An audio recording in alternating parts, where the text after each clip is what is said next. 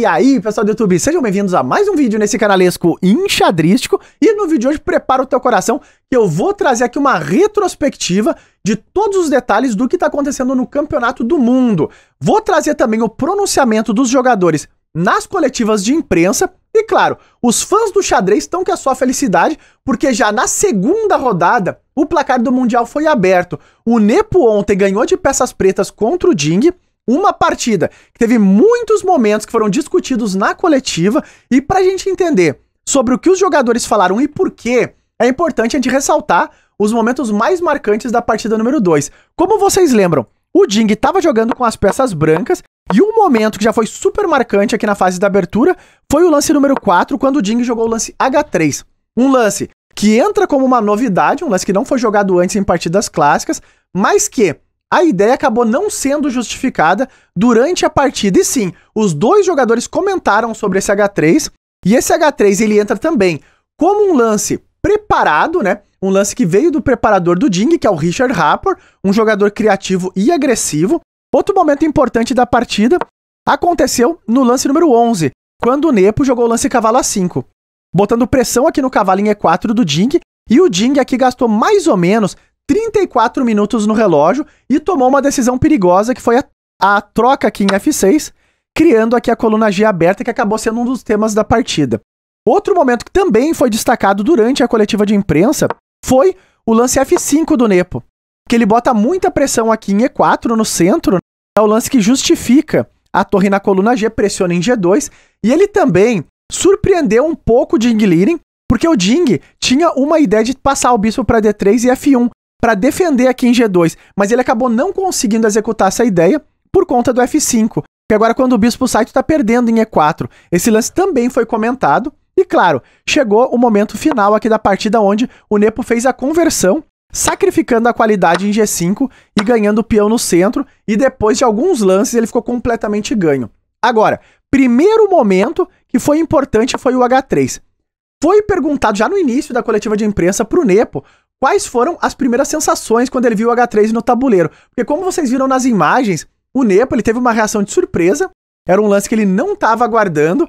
Tem até alguns comentários de que o Nepo já tinha até anotado alguma ideia como G3, ele teve a impressão que o Ding tinha jogado G3, marcou na planilha, e depois ele olhou com atenção e viu que o lance jogado era H3. E ele falou sobre isso, quais foram as sensações dele. E nas palavras do russo, ele disse: eu senti que aquele lance foi uma influência do Richard Rapport. Um lance que pode ter algum truque, mas não tem uma ideia direta.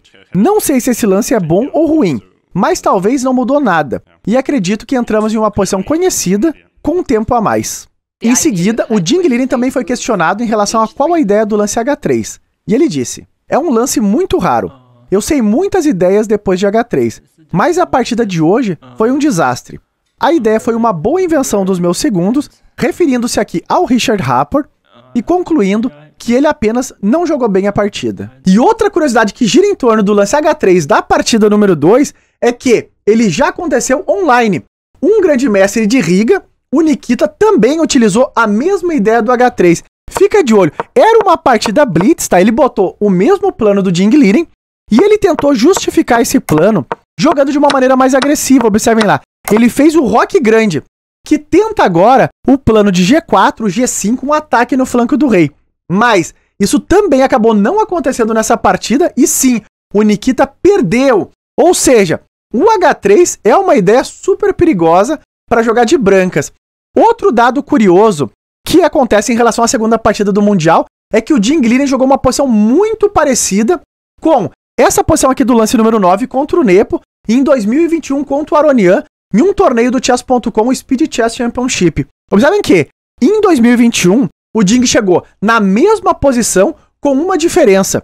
Aqui, ele tem a torre em E1. E na partida contra o Nepo, ele tinha o peão em H3. E sim, nessa partida de 2021 contra o Aronian, o Ding Liren ganhou a partida. Ele construiu uma boa posição e ganhou o jogo. A dúvida é, por que o Ding botou o H3 e não entrou nas mesmas posições já jogadas antes? Um mistério completo.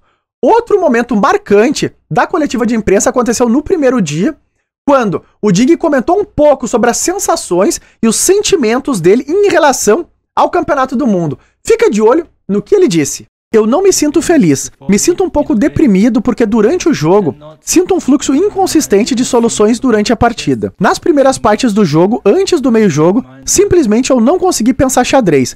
Minha mente estava muito estranha. Há muitas memórias, sentimentos, coisas estranhas acontecem.